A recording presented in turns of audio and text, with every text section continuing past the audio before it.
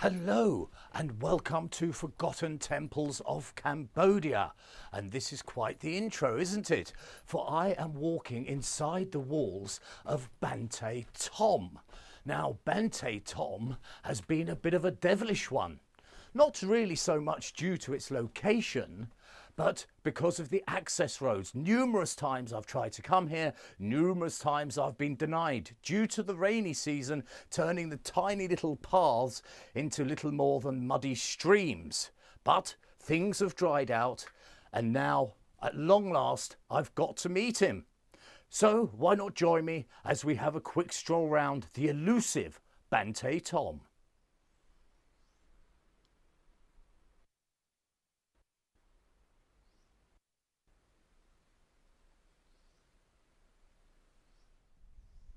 And here I am at the front entrance of Banteay Thom.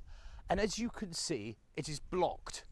So we have to go through a smaller doorway. This is actually clear just over there. The path I came in from is just on the right, and it was a welcome sight. Well, at long last, he came into range, and I knew I had him in my temple bag. So let's not waste any more time. Over here, just through into that courtyard, is 3 prasats. So it's about time we went and introduced ourselves properly. Right, and at long last we're almost through, and who greets us? A stern warning from Banteay Thom's own guards. Look at him.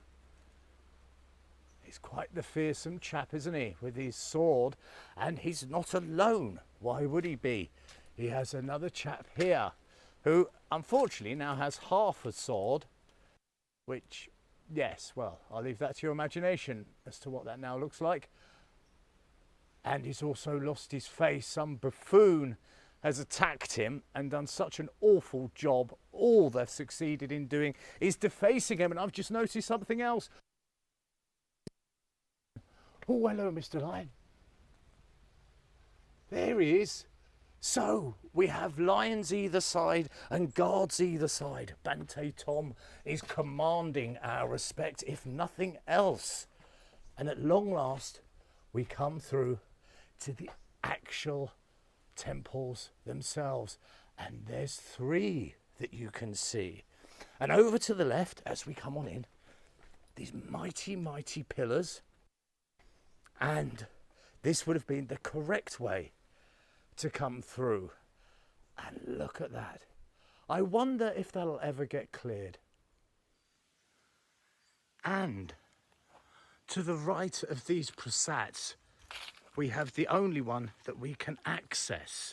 The other 2 are blocked, for their roofs have fallen in.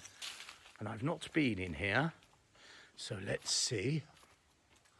The carvings have been stolen. Oh, good Lord, look at that.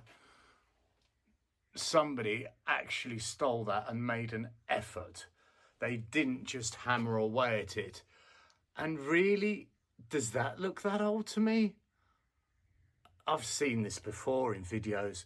Look at these strike marks. Look at the linear fashion in way it's been done. This looks to me to be remarkably new. I mean, consider the moss that we have framing it. And then look at this. Yes. And it's been done so well, and there's so many strike marks that somebody knows its value. It wasn't somebody just bashing it off as it was decades ago just so they could exchange it for a few bucks. Somebody has done a real number on this piece, and I'll tell you the truth, it's making me a bit angry because these things should be looked after. But let's step back and let's not let cloud the beauty of this moment, because look, we've got green pillars. I've never seen that. Isn't that beautiful? Like they could be made of jade or something. We could go into an ancient Chinese temple, couldn't we? With the green pillars. And inside, oh, good Lord, there's a bally big hole. I almost went down there. It almost consumed me. And what we see is the usual way that things are done for looting, which is there was a chap here and they've just lopped off his head with no consideration, just one swift strike. So that's why that doorway is looking very different to me. It's not the usual pattern. But let's conclude our visit into this particular Prasat's heart by looking upward. And maybe we're being sent a message, because there's a singular ray of light just beaming directly down upon us. And that's where we saw our single beam of light.